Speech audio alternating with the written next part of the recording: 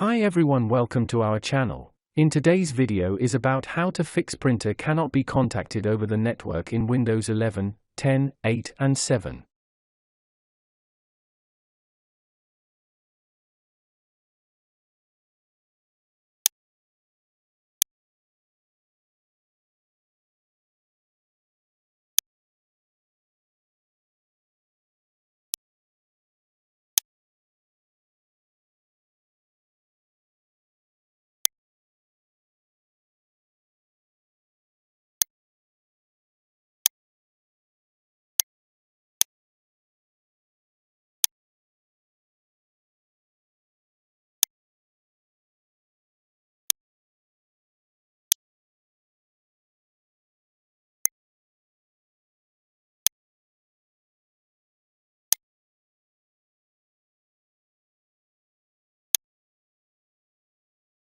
If you found this video helpful, please like to encourage us and subscribe to our channel. Leave comment and share it with others so they can benefit too.